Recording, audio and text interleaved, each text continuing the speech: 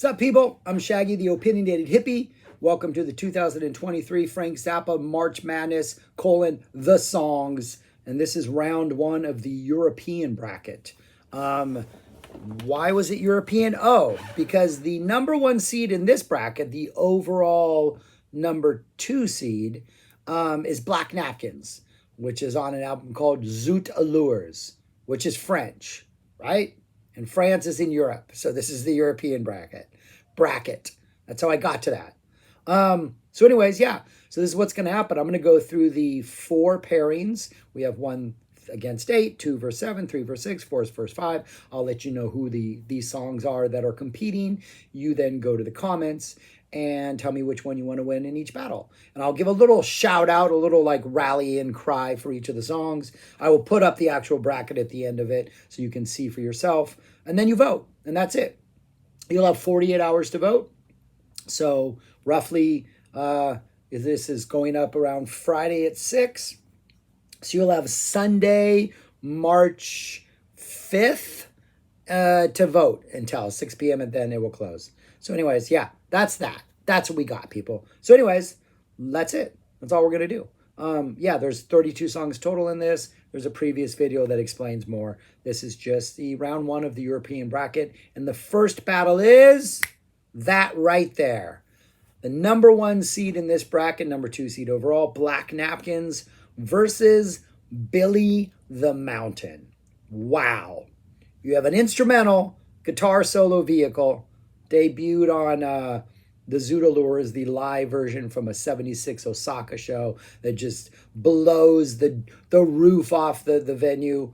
Amazing guitar playing, one of Frank's signature guitar solo vehicles. I have said every single time Black Napkins has appeared on a release that I have reviewed, I am almost positive I have said that if they were to release a box set that contained every single Black Napkins guitar solo, I would absolutely love it because it always delivers.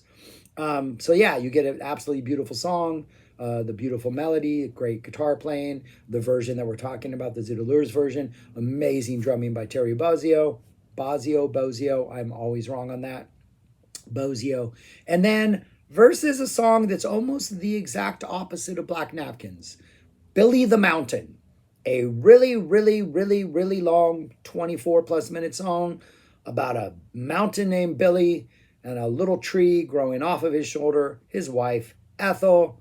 They leave where they live up in Southern California, up in the northern part of Southern California. They travel across, they go to Vegas, they destroy a bunch of things. Tudor Baker Hawk has to come in and save them. There's a big, long story in here. The Just Another Band from LA version doesn't include the solo section, which has been released on other releases since then, including the absolutely fantastic Mother 71, which has some fantastic Billy the Mountains on it. It is kind of a song that has a little bit of everything. It's got jokes. It's got lots and lots and lots of words and lots of vocals. It's got a story. If you get one of the full versions with jam sessions in it, maybe a guitar solo, maybe some kind of solo, throw it in there. It's got some references to other songs in there. Yeah, it's like a magnum opus of like cartoonish storytelling. A lot of people really, really don't like the song. As someone who grew up in LA, I really love the Just Another Band from LA version because there's a lot of references that I get. But I think even if you don't get the references, you can still appreciate the song. But yeah, that's an interesting battle. Black Napkins versus Billy the Mountain. Let me know in the comments which one you want to win. On to the next one, which is King Kong, number 2 in this bracket versus the number 7 Florentine Pogan. Another interesting battle in which you have an instrumental song that was pretty much sort of a jazz type number, and then you have like the standard main theme, and that was like the launching point for solos. Other kind of written parts would pop up depending on the year, depending on when this song was played. It appeared throughout Zappa's career as a live staple. We're specifically talking about the King Uncle Meat version, I guess, which was just kind of the main theme. Then you get all these different solos, the Gardner variations, Motorhead variations, whatever they call them, plus a live performance on a flatbed truck in Miami. So you get King Kong, just I I started a webpage back in the 90s, and we had a section on it called Monster Songs. What monster songs did any band play on any given tour? That term came from King Kong, which was a monster. But it's a song that pretty much, once it is played and once it is introduced in a live context, the potential for it to kind of go lots of different places is always there, because Frank's conducting the band. Sometimes there's improv that would only appear on one particular performance, always solos, mystery word sections, other interesting things. Sort of, just it's a vehicle for anything to happen. King Kong versus Florentine Pogan, which I think I did a video once of my top 10 songs, and Florentine Pogan might have been on there. I did another video about my favorite guitar solos. Maybe I haven't done that one yet. I don't think I've done that one yet. But when I do my video of favorite guitar solos of things released after Frank died, there is a Florentine Pogan guitar solo from A Token of His Extreme that is one of my favorite things ever. One of those weird 74 era Zappa songs with just kind of a proggy feel about it. Some really neat, the way it's constructed is a really neat construction of the song. It's very playful, but it has a lot of like sort of complicated parts, a lot of what seem like random detours, but then coming back to like what the main song is. Excellent guitar solo in the live version. Sadly, that was cut off the one size fits all version. Still a fantastic song. I absolutely love it. I'm not going to tell you which one I would vote for, but but yeah, that's what we have. We have an instrumental monster versus, I think, one of his most interesting composed songs from one of his best albums, from one of his best eras, Florentine Pogan. King Kong versus Florentine Pogan. What do you vote for? Write in the comments. On to the next one. Andy. Another song off One Size Fits All. The same album of Florentine Pogan. Versus Blessed Relief, the closing track off Grand Wazoo, which in a very real sense provides blessed relief after sort of the chaotic, weird, avant-garde, at times jazz of the rest of the Grand Wazoo album. Andy, I think, is like a big song, just that opening swell of dun, dun, and then the drums come in with that awesome like dun, and that they like just kind of drives the whole song. Awesome vocals by everybody who's singing on that track. Neat little guitar solo break in the middle. Neat little jammy sort of almost boogie type jam towards the end. Just a magnificent song. Kind of didn't change much once it became Andy in the live versions. So it's pretty much always just the same, but it sounds really neat anytime they brought it back. 80, 88 with the horns was absolutely fantastic. A favorite song I've noticed for people to react to on YouTube. There's a lot of Andy reactions and people are usually blown away by it. But an absolutely just another stupid, ridiculous song. Just great work from one of his best bands.